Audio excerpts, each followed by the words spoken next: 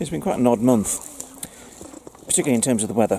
Started off lovely and sunny, and then it turned rather cold. Now that affects things like planting of crops, and in terms of how cloudy the sky is, it also affects how much electricity we have to buy in because our solar panels produce less power. But these challenges are there and they are faced. So welcome to Self-Sufficient in Suburbia for April 2019. And I have the baby goat trying to eat my sleeve.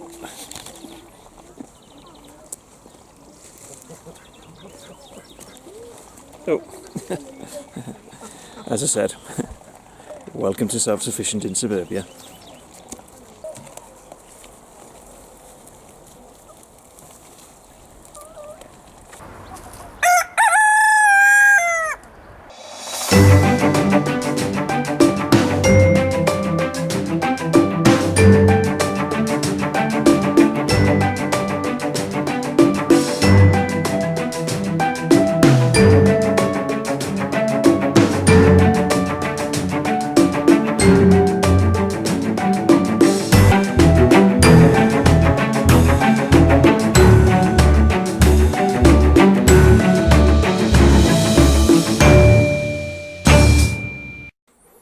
It is Thursday the 4th of April 2019. Now, through that door there is our garage, and we tend to use the garage more as storage. I don't think we've ever put a car in it.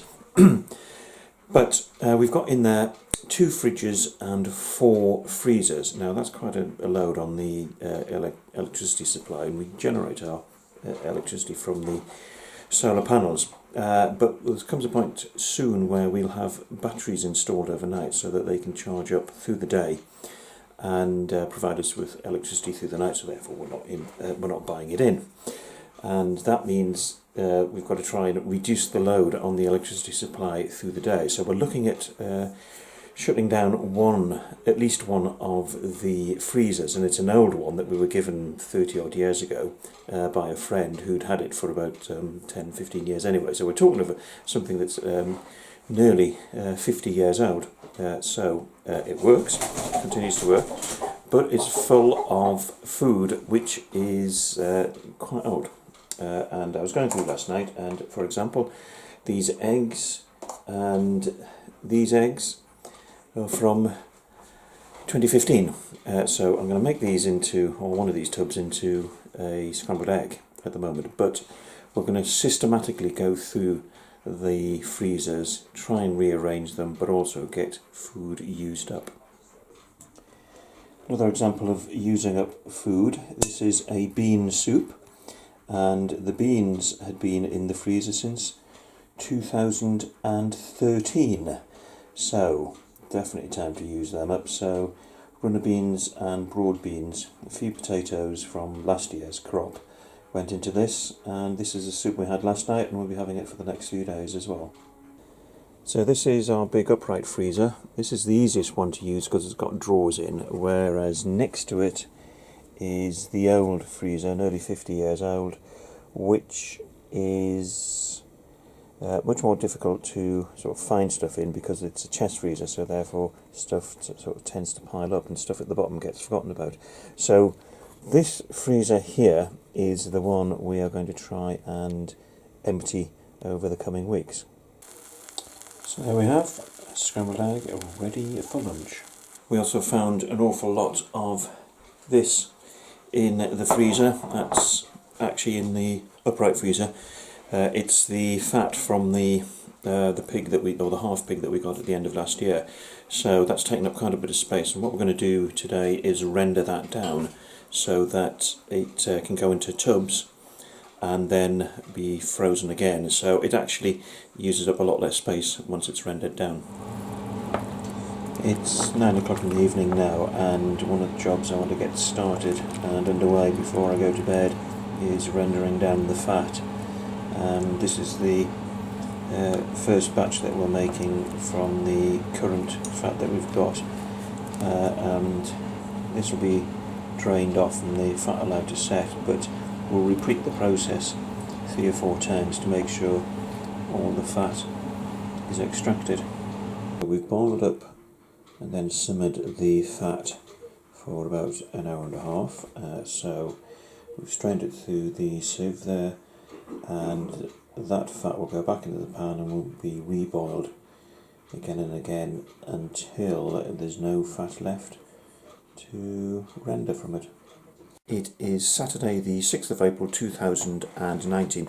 Now, recently we have been rendering down the fat that we took out of our freezer, the pig fat, and that is now what we've got, this lovely white or creamy white pork fat. And what we've also got here is this was the water that it was all boiled up in, and what has happened is that it has extracted the gelatin from it. So this is now going to be turned into a soup stock. Now we've also been getting milk from our little black goat, Cole, and she's producing about 400 mils a day, so not a great deal, but we've been saving it up and we have been turning it into ricotta cheese. So we've got another pan full here. This was heated up this afternoon and a little bit of vinegar added, and it's now separating out, so probably tomorrow we will strain this. And we've got 20 hen eggs laid today, so that's the most we've had so far this year. Not quite up to the record of 30 that we had last year. So hen eggs there, curds and whey, fats and gelatin. Now in this pan we have bean soup, and I made it a few days ago and we've had it for 3 nights in a row, and we're now at the point where we're sick and tired of bean soup, and we're not going to waste it because we're going to put this into the pan that we'll be making the stock in. So just kind of bulks up the stock, but also means that none of that goes to waste. So in the pan we've now got the gelatin, the leftover bean soup, and we've added in some bay leaves from our bay tree in the garden, but also some old leeks that urgently needed to be used up. So this was the best way of making sure they had a use. So this will now be brought to the boil and then simmered for about an hour. The stock has finished simmering and it has now been strained, and as you can see it is now in a bowl, so it will cool down overnight and tomorrow it will go into the freezer. It is Monday the 8th of April 2019. It's 8 o'clock in the morning, just arrived at the allotment to let all the animals out and to feed them. But last night we were given 6 ducks, well 4 ducks and 2 drakes. So we put them in the big hen house where 4 of our other ducks roost as well, and we're just about to find out whether they're all okay. I did do a check on them just before midnight and they all seem to be quite settled, but this will be their first day on the allotment.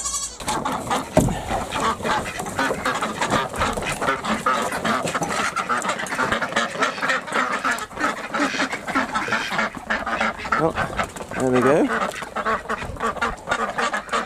They're seeming to stick together. This is our bigger group of ducks that we keep in that roost in the duck run. There we go. And the other group, the new group, seems to be keeping closely together.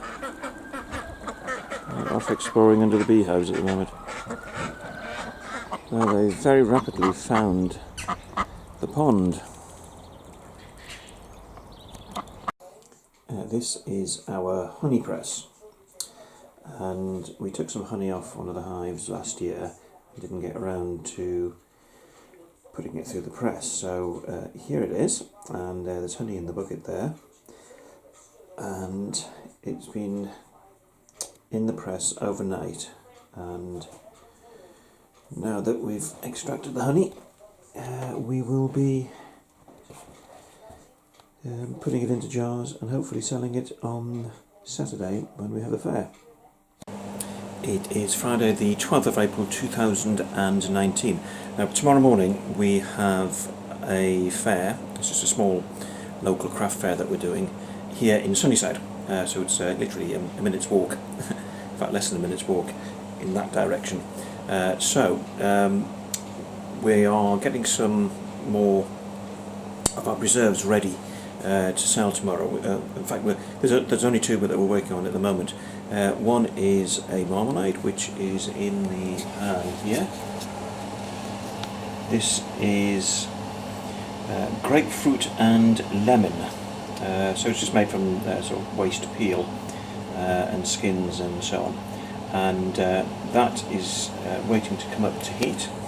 And it's got the sugar added now, so it's not boiling at the minute because that brought the temperature down.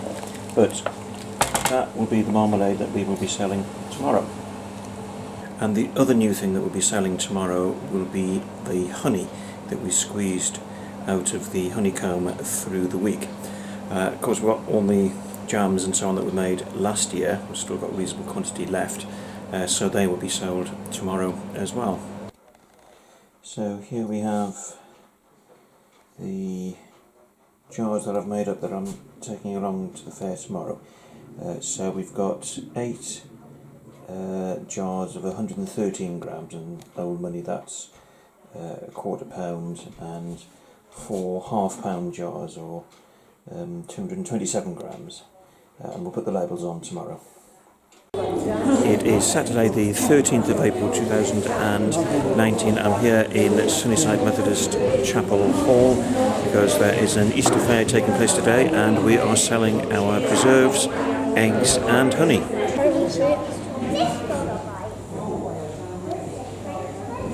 It is Thursday the 18th of April 2019. Now this is our garage where I am now, and this is our inverter. This is what takes the electricity from our solar panels and converts it into AC current from DC.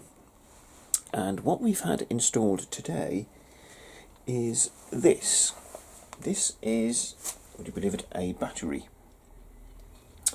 Now, we've had the panels in for 7.5, nearly 8 years now, and during the day, particularly through the spring through to the autumn, they generate lots of power, and any power over and above what we use ourselves just gets exported onto the grid, and we get a feed-in tariff for the electricity that we produce, and there's a small calculation made which is to give us an extra payment for anything that we export to the grid, which is about 3 pence per kilowatt hour.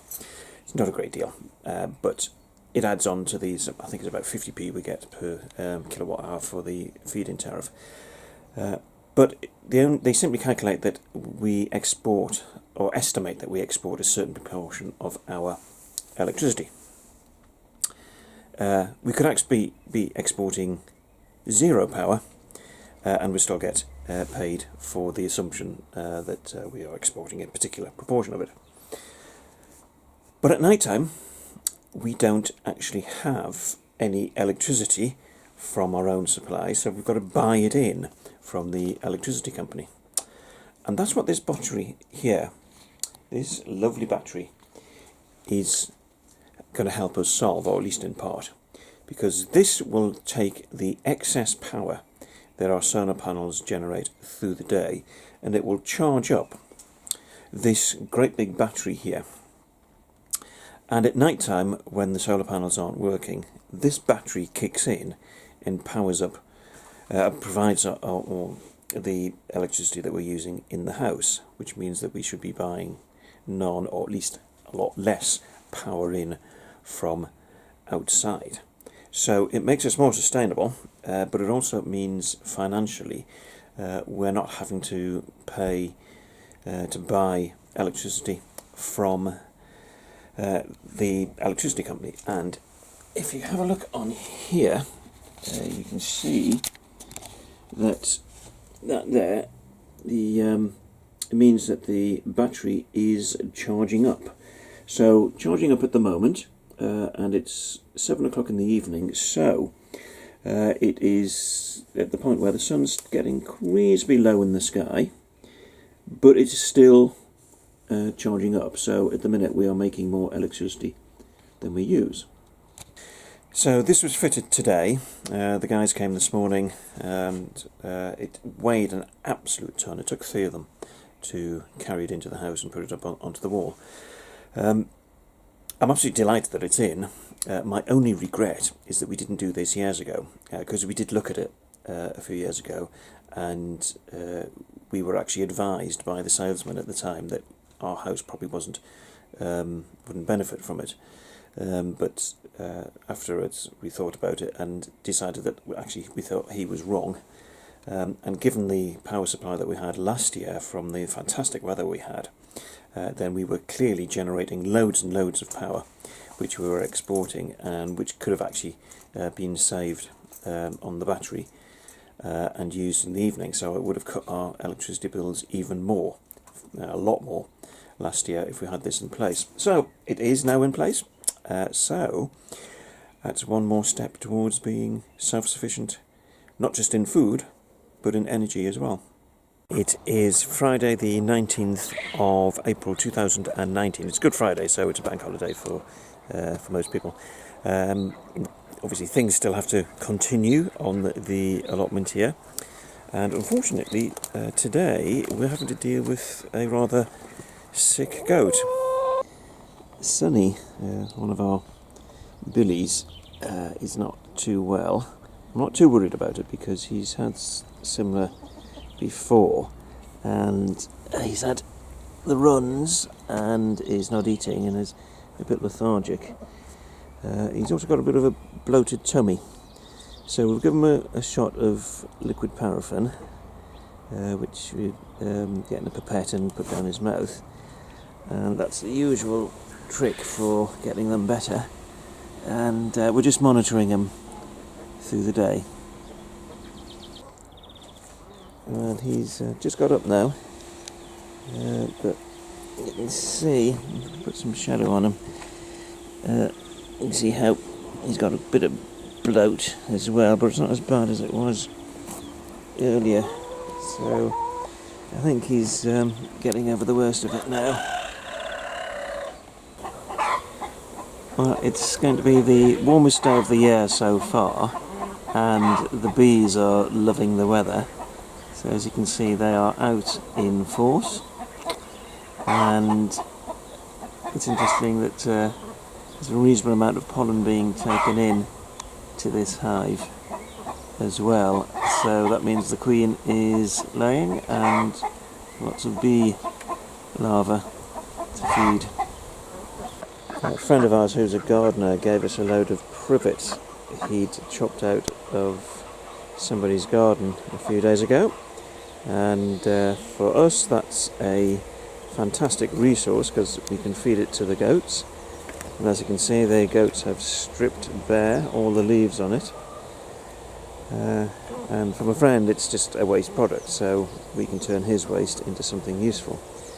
Now the drawback is that we do actually now have to dispose of all of this. I think the goats have probably eaten as much as they can, and we're now going to have to extract what kindling wood we can from this, and the rest we will have to put in the incinerator. It's now about 3:30 in the afternoon. Sonny here isn't getting much better. In fact, there's been a bit of blood in his feces as well, and he's still got the runs quite badly. So I've called the vet, and I think that might be them phoning back now. That was the vet, so hopefully they'll be here sometime later this afternoon. Well, the vet's not actually coming out to us, but we're taking the animals to the vet. So you can see Sonny there is standing up, and Jerry is lying down, so you can't quite see him at the minute.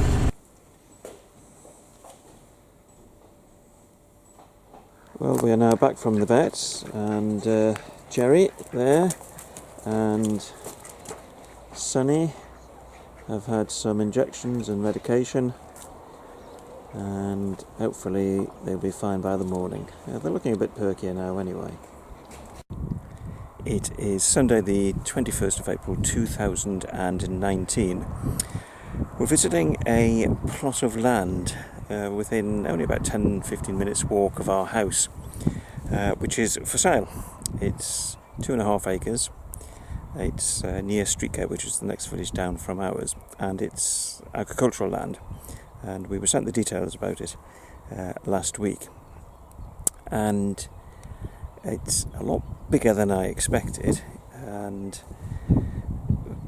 having had a quick look around it, this would be ideal for our goats.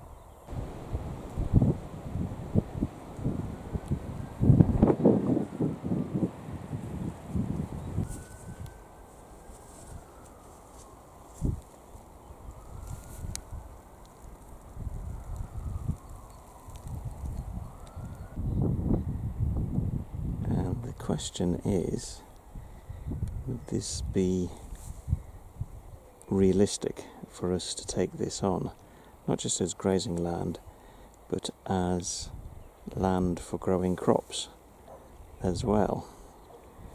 As I say, it is much bigger than we expected.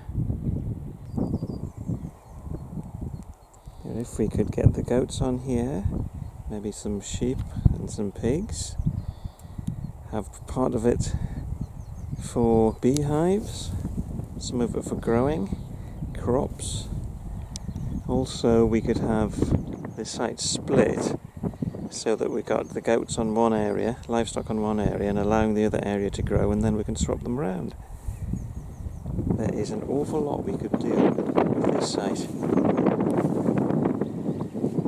The question is, are we ready to take the plunge?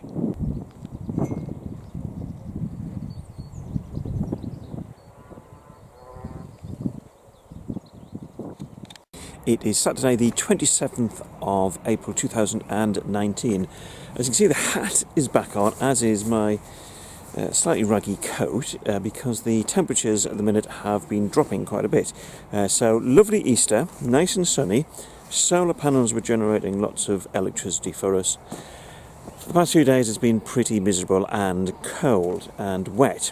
And that's slightly disrupted one of the things that I do for the goats, which is to pick them a big sack of grass, which I feed to them in the afternoons. So instead of sort of trying to buy in feed for them rather, we obviously try to feed them as much locally produced free food as possible. In other words, lots of people's waste, which is such things as hedge trimmings and so on, we feed to the goats. And people often provide us with whole wagon loads of that stuff. But also at this time of year we have the hawthorn, and again I mentioned a moment ago hedge trimmings. These hedges here on the Winnie's garden, where we have two of our allotments, we help to maintain these because we trim away these. Sometimes if they get completely overgrown, we chop off the branches and we feed them to the goats as well. So down here we have a barrow load which I've just trimmed from the hedge, which I'm going to feed to the goats now, and we'll get a couple of these this afternoon rather than having grass which would otherwise be rather wet. This bit I've trimmed, and as you can see, lots of lovely succulent branch or twigs here covered in lovely green leaves, just waiting to be picked to be fed to the goats. So our goats turn this into meat and milk.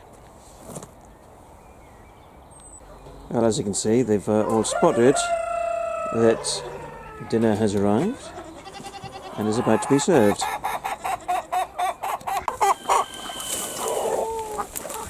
As you can see, the two babies are eating as well, so we're gradually trying to get them weaned.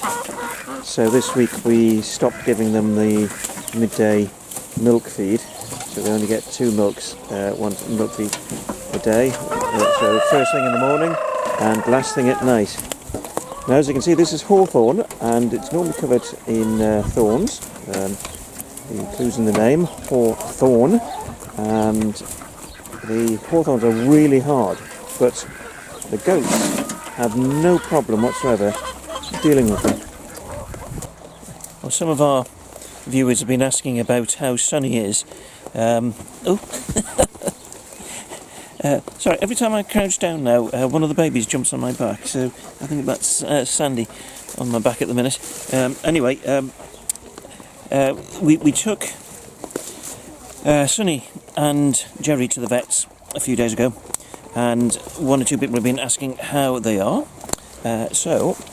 She's down. Right, so as you can see, Sonny is quite happily chomping away at the food, as is Jerry, who is there. So, both made a good recovery. Right, have to get a second barrow load now. Second barrow now ready. Well, it looks as though there's not a shred of the previous barrow load left. So they got through that in about 20 minutes.